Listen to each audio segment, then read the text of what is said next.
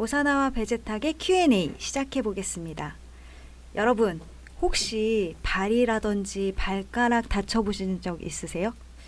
저는 발이 발톱이 발을 이렇게 좀 살에 조금만 파고들어도 너무 아파서 잘 걷지도 못하고 아예 움직이지도 못하겠던데, 아무튼 발은 우리 몸의 전부를 지탱해주는 곳인데, 누군가는 이 발을 더럽다고 생각하는 분도 있고 외면할지 몰라도 어쨌든 발은 우리에게 너무 소중한 것이라서 오늘은 한번 사회의 아픔이 될 수도 있는 이 판매직 여성의 발에 관해서 이야기해 보도록 하겠습니다. 국장님. 네. 안녕하세요. 네, 안녕하십니다. 네, 국장님이 쓰신 칼럼 중에서 네. 판매직 여성도 누군가의 어머니고 딸이며 아내이고 연인이다라는 칼럼을 쓰셨어요. 네, 맞습니다. 네, 오늘 그걸로 한번 이야기를 나눠보려고 합니다. 예, 이거는 이제 작년 5월 24일 날 제가 쓴 겁니다. 네네. 5월 24일자 그 모 일간지에 얼마나 아팠을까 구두 속에 꽁꽁꽁꽁 숨긴 판매직 노동자의 일그러진 발이라는 기사와 함께 그 특히 여성의 발 사진이 올라왔어요. 근데 그 발이 너무나 정말 흉측하게 변형이 된 거예요. 네. 근데 그 사실 이제 비슷한 발을 한번 본 적이 있습니다. 그 유명한 발레리나 그 강수진 씨라고 네네네. 세계적으로 유명한 분이시죠. 네. 그분이 그 발을 찍은 사진을 네. 이제 올린 적이 있는데 네. 그걸 보고 그 당시에 굉장히 충격을 받았죠. 그러면서 야, 발레를 하려면은 그러니까 그렇게 유명하게 되려면은 발이 저만큼 망가지도록 열심히 해야 되는구나. 존경하는 마음. 그렇죠. 훈장 같기도 하고 발레라는 무용이 그렇잖아요. 이렇게 발끝으로 막 쓰기도 하고 막 이래야 되니까 네. 발에 무리가 많이 가겠죠. 네. 그러니까 이제 그렇게 흉측하게 하는데, 근데 이게 강수진 씨 같은 세계적인 발레리나 발이 아니고 이게 남의 일이 아니다라는 거예요. 네. 그러니까 그 발이 흉측하게 변형된 그 발이 나의 그 아내이기도 하고 어머니이기도 하고 누군가의 어머니이기도 하고 딸이나 형제나 어떤 누구의 연인의 발이었다는 거예요. 남의 사진이 아닙니다. 남의 발이 아니에요.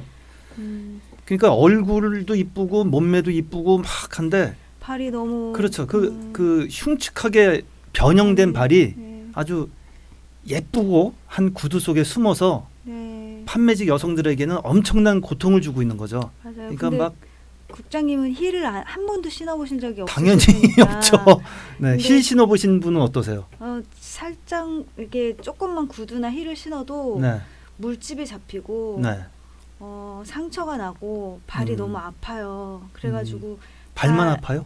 발목도 아프고 그쵸. 허리도 아프고 그렇죠. 오래 신고 있으면. 네. 그런데 무엇보다 어쨌든 여성에게 손발이 예뻐야 된다 이런 얘기도 있는데 네. 구두를 신거나 하면 발을 아무리 예뻤던 사람이라도 네. 안 예뻐질 수밖에 없는 것 같아요. 이게 또 굳은 살도 박히고 그렇죠. 너무 발이 살짝만 신고 있어도 그런데 이분들은 그러면은 하루 종일 내내 계속 신고 계셔야 되는 거죠. 그렇죠. 그러니까 이게 그 구두나 예쁜 구두, 하이힐 이런 게 보기엔 예쁘잖아요. 네. 그냥 그 자체만 보면 참 이쁜데 아까 말씀하신 것처럼 그 불편한 신발에 발을 쑤셔 넣고 좀 나쁘게 표현하면 쑤셔 넣고 하루 종일 쉬지 않고 서 있어요. 근데 그거를 귤이 그렇게 만들어 놓은 겁니다. 그래서 판매원들은 앉아 있어도 안 되고 특히 의류 매장 이런 데 가면 특히 그렇죠. 네. 앉아 있어도 안 되고 신발을 벗을 시간이 없죠. 그러니까 쉴 수도 없고. 그러니까 애꿎은 발만 고생을 심하게 하면서 망가져가는 겁니다. 시간이 갈수록. 같은 여자로서 그 고통을 알 것 같은. 저는 일 있을 때 힐을 신는데 그래도 단화를 항상 신고 가고 힐은 싸가지고 가요. 네. 그래서 사진 찍거나 이럴 때도 잠깐 신는 건데도 발에 막 집에 오면은 다 벗겨져 있고 물집 잡혀 있고 쓰라리고 며칠 동안 그 부위가 닿으면 아프고. 그런데 하루 종일 그렇게 신고 있어야 된다는 건 이건 진짜 고통스러우실 것 같은데. 아, 그럼요. 굉장히. 그래서 이제 그걸 신고 단정한 모습으로 이제 하루 종일 서 있어야 되는데 어떤 경우가 있냐면요. 계산원이 캐시어라고 하죠. 캐시어. 캐시어가 전에는 의자에 이렇게 의자가 있었어요. 그래서 앉아서 쉬기도 하다가 어느 날 의자가 다 없어진 적이 있습니다. 어디 건방지게 앉아서 일하냐 이거야. 손님은 서 있는데. 손님은 왕이다. 응? 손님은 서 있는데 아. 감히 건방지게 앉아서 계산하냐 해서 의자가 싹 없어지고 요즘 제가 최근에 마트 가서 유심히 안 봐서 모르겠는데 하여튼 없어진 적이 있어요. 다 지금도 서서 하시는 것 같아요. 다 서서 합니다.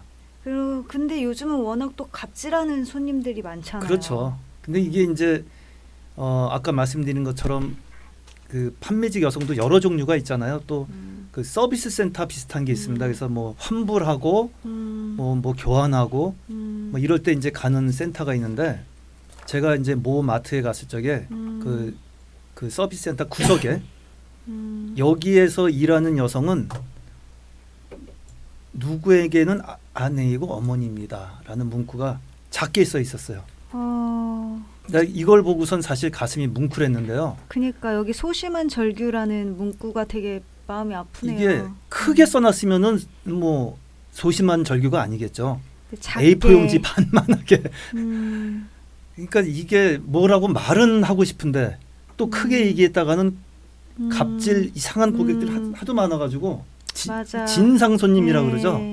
그런 사람들한테 또 난리가 날 것 같고. 그러니까 그야말로 그래서 제가 여기 소심한 절규라고 했어요. 네. 그래서 제가 오늘 말씀드리고 싶은 거는 단순히 발뿐만이 아니라 네. 판매직 여성 전체에게 그 전체적으로 보면 그 인권이라고 생각을 합니다. 그렇죠. 그래서 앞으로 판매직 여성들이 꼭 무슨 딱딱한 구두, 예쁜 구두, 하이힐을 신어야만 매상이 올라가는 거 아니잖아요. 그렇죠. 좀 편한 신발을 신을 수도 있는 거고 또 좀 앉아서 일을 할 수도 있는, 기다릴 수도 있는 거고 그래도 상품을 구입하거나 뭐 하는데 전혀 문제가 없거든요. 근데 항상 문제는 진상 고객의 문제입니다. 진상 고객. 손님은 왕이다. 이 사람들이 와서 진상을 떨 때 제일 먼저 하는 얘기가 그거예요. 손님이 왕인데 손님 알기를 우습게 하라, 왕 알기를 우습게 하라 이러는데 드라마 보면 많이 나오는 것 같은데. 실제로 그런 식으로 얘기를 한대요. 이분들도 이제 그 거의 막 그 신경이나 정신에 다쳐가지고 치료받는 분들도 많은데 맞아요. 이런 진상 고객들 스트레스 때문에. 받아가지고. 근데 이 자기가 그 진상 고객한테 저는 해주고 싶은 말이 손님은 왕이다 그러면 그럼 손님이 왕이면 왕처럼 자기가 행동을 해야 되는 거 아닌가요? 네. 점잖게 좀. 네? 왕이 언제 이렇게 채신머리였고 말이야 자기 하고 싶은 대로 팔딱거립니까? 그러면 다 어떻게 맞아요. 되느냐? 왕이 그럼 다 연산군 되는 거예요. 연산군. 네? 왕이 아니고 연산군처럼 결국은 그렇게 되는 거예요. 그래서 저는 그런 진상 고객들 네. 그래서 소비자가 먼저 마인드를 바꿔야 된다. 그 판매원들에게도 다 인권이 있고 그들도 돌아가면 집에 돌아가면 누군가의 어머니이고 아내이고 딸이나 딸이고, 형제나 연인이다. 그러니까 내 딸이 내 아내가 밖에 나가서 그런 꼴을 당하면 좋겠습니까? 맞아요. 근데 정말 신발로 인해서 막 상품이 많이 팔리고 이런 건 아닌 것 같은데. 아니죠. 진짜 이거는 좀 인권 문제 한국인권신문의 국장님다운 그렇죠. 그런 칼럼인 것 같아요. 네, 그래서 그 판매원 분들의 기본적인 인권을 지켜줄 때가 이제는 되지 않았는가 네, 하는 진짜 차원에서 쓴 겁니다. 발처럼 보이지 않는 사회 일부의 일인 것 같지만 어떻게 보면 이게 사회 전체의 아픔을 드러내놓지 못하는 이런 아픔들을 의미하는 일인 것 같기도 하고 참 뼈 있는 칼럼이라고 할까요? 네, 되게 고맙습니다. 뭔가 진정성이 있고 네. 좀 마음이 아프네요, 제가. 그래서 되게 와닿게 쓰시는 것 같아요. 네. 좀 어렵지 않고 쉬우면서도 되게 와닿고 그렇겠구나, 그럴 수 있겠구나 싶으면서 너무 안타깝다. 아마 이게 진짜 상품과 아무 문제가 상관이 없는데 네. 그런 생각이 들면서 정말 우리가 세상에서 만나는 모든 사람은 누군가에게 소중한 가족이고 친구인데 소비자로서 판매원들에게 우리는 사랑하는 가족에게 또한 친구에게 대하듯이 그렇게 따뜻하게 생각해 주면서 아름다운 세상을 만들어 갔으면 좋겠습니다. 네. 자, 그럼 두 번째 칼럼 한번 해볼게요. 두 번째 칼럼은 네, 요즘 굉장히 최고의 핫한 이슈였던 조국 법무부 장관 이제 전이라는 네, 거 그렇죠. 해야겠죠. 네. 전격 사퇴를 하셨네요. 네. 그래서 그동안 나라가 너무 시끄럽고 어수선했는데 조국에 대해서 한번 음. 이야기해 보겠습니다. 예, 요거는 이제 조국 전 장관이 사퇴하기 전에 네. 쓴 글입니다. 10월 7일자예요. 네. 휘청 있는 나라 조국 할 때 그 조국 전 장관 국자가 나라 국자예요. 네. 그 휘청 있는 나라 조국인가 성씨. 아버지의 조국 조국인가 네. 이거에 대해서 이제 썼습니다. 음. 그러니까 이때는 정말 모든 언론 뭐 정치권은 오로지 조국이었어요. 그때 조국 수호는 검찰 개혁이고 그건 바로 정권 보호다. 아니다. 그 반대다. 이런 이제 진영 논리에 묻혀가지고 아주 난리가 났었죠. 전 국민이 거의 반으로 쪼개져서 조국 수호는 서초동으로 가고 조국 반대는 광화문으로 가서 누가 더 많이 참가했느냐 그 수 그러게요. 따지고 그랬는데 그게 중요한 게 그 아니는 정치인들은 것 같은데. 맨 이제 그것만 하고 있었어요. 근데 그 와중에 조국의 경제는 무너져 가고 있다는 네, 겁니다. 정말 문제는. 나라 조국은 무너져 가고 있는데 네. 이 예를 들면 이제 경제- 여기 써놨죠. 6일 날 발표한 건데 올해 10대 수출국 중에 우리나라 수출 감소가 10대 수출국 중에 제일 많이 감소했다. 지금 예. 수출 감소가 이제 전체 그 글로벌 경기가 불황이라 네. 감소한 건 좋았는데 뭐 다 알겠는데 가장 크게 감소했다. 마이너스 완전 네. 마이너스라는 거죠. 그리고 8.94%니까요. 네. 그 다음에 더 심각한 게 있습니다. 뭐냐면 9월 소비자 물가 상승률이 역사상 처음으로 마이너스를 기록했어요. 물가가 0.4%가 내려갔어요. 올라가는 건 우리가 봤어도 내려가는 건 처음 처음이네. 봤죠. 네. 이게 사상 첫 마이너스 상승률이니까 네네. 굉장히 심각한 거예요. 이건 이건 이제 디플레이션의 시작이다. 잠깐. 네. 근데 국장님, 디플레이션이라는 게 뭔가요? 한번 디플레이션은 네. 간단히 얘기하면은 물가가 내려가는데 성장률도 내려가는 겁니다. 경제가 안 좋은 거예요. 물가가 내려가면서 좋을 것 같지만 경제 성장률도 많이 떨어지는 거거든요. 마이너스로 돈다든가. 그래서 이게 지난 일본이 뭐 잃어버린 20년, 30년 그러는데 일종의 디플레이션이에요. 근데 흔히 인플레이션, 디플레이션 두 가지를 하는데 우리나라는 그동안 인플레이션은 많이 겪었어요. 근데 인플레이션이 왜 문제가 안 됐었냐면은 물가가 상승한 게 이제 물가가 상승하고 경제가 성장한 게 인플레이션인데 물가가 상승하지만 그보다 더 많이 벌었거든. 그러니까 문제가 안 됐어요. 네네네. 덕분에 경제 성장도 많이 됐고. 근데 사실 경제 전문가들은 디플레이션이 더 위험하다고 얘기를 해요. 훨씬 위험하다. 왜냐하면은 1930년대 그 미국의 대공황이라고 혹시 들어보셨어요? 그것도 들어는 일종의 봤죠. 디플레이션이다. 이렇게 해서 굉장히 심각하게 생각하는데 근데 이제 정부는 아니라고 그러죠. 아니라 그러지만 대부분의 경제 전문가들은 디플레이션 초입에 왔다라는 얘기를 해요. 근데 더 큰 문제는 뭐 이게 지금 우리나라가 뭐 어떻게 해가지고 금방 바뀔 수 있는 것보다도 전체 글로벌 경제 전체가 안 좋고 네. 미국과 중국 지금 경제 무역 갈등이라는 이런 외적 요인이 있잖아요. 네네. 거기다가 우리나라는 생산 가능 인구가 줄어들고 있어요. 또 네네. 그러니 저출산. 이게 뭐 참 여러 가지 문제가 생산 가능. 널려 있는데 지금 조국에만 몰두하고 있다. 정말 나라 조국을 네. 생각하지 않고 뭔가 진영 논리에 파묻혀서 예. 있다가 그래도 정리가 된 거네요 이제 최근에. 그렇죠. 어쨌든 제가 여기 쓴 것처럼 네. 나라 경제가 다 망가져 버려 가지고 너덜너덜해지기 전에 네. 무슨 수를 써도 경제를 살리고 봐야 된다. 거기다 지금 아프리카 돼지 열병까지 그냥 난리잖아요. 네. 그래서 이제 깝깝하다라는 이런 이제 제가 칼럼을 썼는데 네. 마침 그분이 사퇴를 하셨어요. 그래서 이제 그래서 상처만 그 다음에 남긴 조국 갈등 이제 제자리로 가자 네. 이렇게 쓰셨네요. 여기 이제 15일 날 쓴 겁니다. 그동안에 뭐 기승전 조국이었고 나라가 온 나라가 네. 나라의 모든 에너지가 조국 블랙홀에 빠졌다. 빨려 들어가 버렸다. 낭비가 됐다는 얘기죠. 네. 그래서 한쪽에서는 조국을 막 감싸고 음. 한쪽에서는 국회를 박차고 나가가지고 국민을 선동하고 하다못해 이제 여기 있었죠. 유시민 노무현 재단 이사장은 여당 의원들이 반대에도 불구하고 스스로를 어용지신이라 자처하면서 지식이 실종된 궤변으로 조국 장관을 두둔을 했습니다.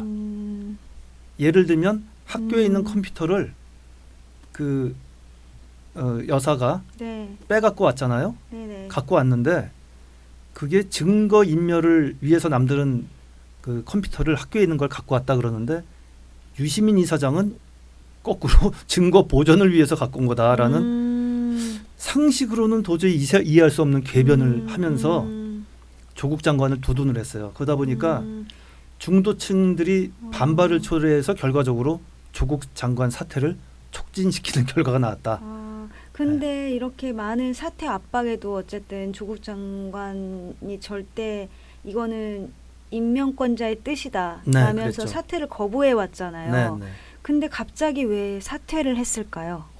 그거는 제일 큰 이유는 네. 대통령하고 여당인 더불어민주당의 지지율이 음. 계속 떨어져가고 음. 거꾸로 야당인 자유한국당 지지율이 점점 올라가는 거예요. 그래서 이러면 안 되겠다. 여당 싶구나. 야당의 지지율이 거의 비슷해져 버렸어요. 지금은 네, 지금은. 근데 이제 6개월 후에 총선인데 그쵸. 여당이나 청와대 내부에서도 이제 이거 안 되겠다. 응? 결단을 내렸구나 그래서. 네, 그래서 음. 결단을 내렸는데 음. 또 이제 교묘하게 그 날짜가 음. 그 다음 날이 법무부 국정감사를 받는 날이에요. 아. 그래서 국정감사를 받게 되면 거기 가서 뭐라 해야 되는데 아. 말을 잘못하면 위증이 되고 아니면 잘못하면 앞에 했던 얘기를 뒤집으면 거짓말을 했던 게 되고 네네네.